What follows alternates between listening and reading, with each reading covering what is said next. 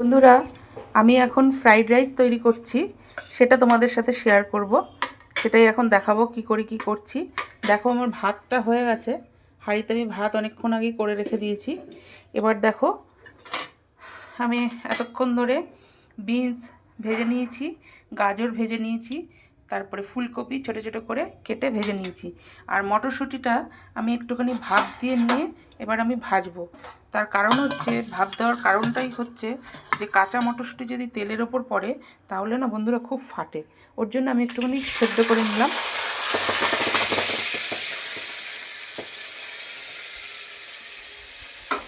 সেদ্ধ করে নিয়ে আমি এবার মটরশুঁটিটা ভাজছি। তাও ফাটবে, মটরশুঁটি একটু ফাটেই সমানে।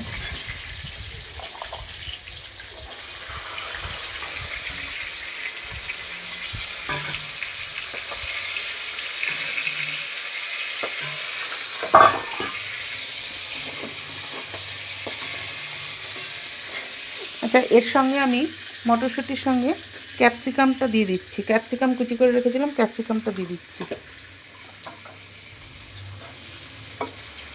আমি সাদা তেলে এগুলো সব ভেজে নিয়েছি, আর এর মধ্যে আমি একটুখানি ঘি দিয়ে দেবো। এখনও আমি সাদা তেল দিয়েছি, সাদা তেলের সাথে অল্প করে একটু ঘি দিয়ে দেবো। ঘি দিয়ে সবজিগুলোকে ভাজবো। দেখো, এই যে ঘি দিয়ে দিচ্ছি, সাদা তেলের সাথে ঘি দিয়ে দিলাম, আর একটু দিয়ে দিলাম। এবার আমি সবজিগুলোকে ভেজে নেব। মটরশুঁটি আর ক্যাপসিকামটা ভেজে নেব, তারপরে একসঙ্গে সব সবজিগুলোই দিয়ে দেবো। আচ্ছা, আমি একটু সাইড করে ক্যাপসিকাম আর মটরশুঁটিটা একটু সাইড করে আমি গোটা গরম মশলা দেব। এবার দেখো বন্ধুরা, গোটা গরম মশলা দিয়ে দিয়েছি ক্যাপসিকাম আর মটরশুঁটির সাথে। প্রথমে দিতে আমি ভুলে গেছিলাম, যাই হোক একটুখানি সাইড করে আমি গোটা গরম মশলাটা খানিকক্ষণ নেড়ে নিয়ে এবার এর সাথে নেড়ে নিচ্ছি। আর 3টে তেজপাতা দিয়েছি। এগুলো একটু ভালো করে নাড়াচাড়া করে নিতে হবে। ভেজে নিয়ে তারপরে আমি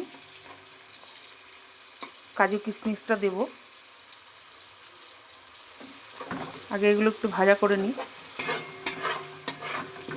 এগুলো ভাজা হতে বেশিক্ষণ টাইম লাগবে না।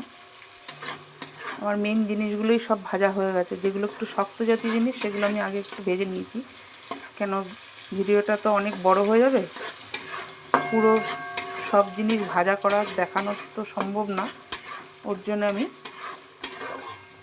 আগে খানিকটা ভেজে নিয়েছি, তারপরে তোমার মটরশুঁটি আর ক্যাপসিকামটা ভাজছি, সেটাই তোমাদের সাথে শেয়ার করছি। এইবার আমি দিয়ে দিচ্ছি কাজু খানিক,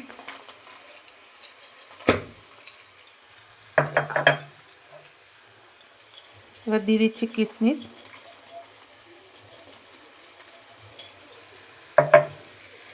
এবার আবারও নেড়ে নিচ্ছি কাজু কিশমিশ দিয়ে।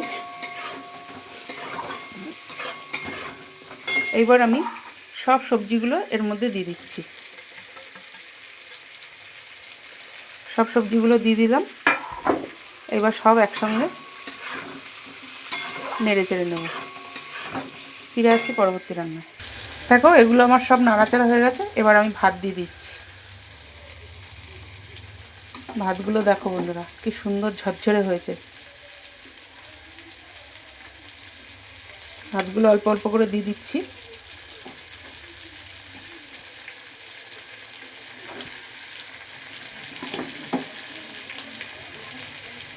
খানিক ভাত ধুয়ে নিই, তারপরে আবার নেড়ে দেবো।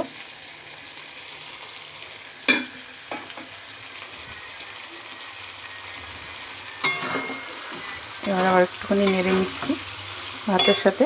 এবার ঘি দিয়ে দিচ্ছি। দেখো,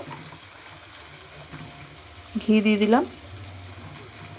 ভাতে আমার, যখন ভাতটা আমি করেছি তখন আমি নুন দিয়েছিলাম, তাও অল্প করে আমি নুন দিচ্ছি। সামান্য চিনি দিচ্ছি। এবার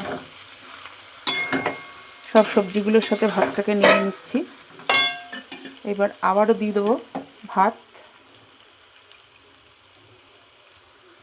আবারও ভাত দিয়ে দিলাম।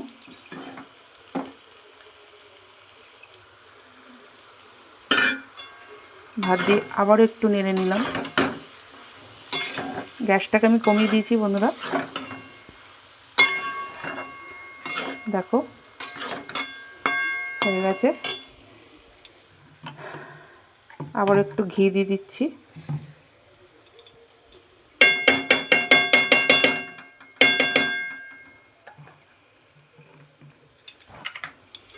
আবার একটু নেড়ে নিচ্ছি ঘি দিয়ে।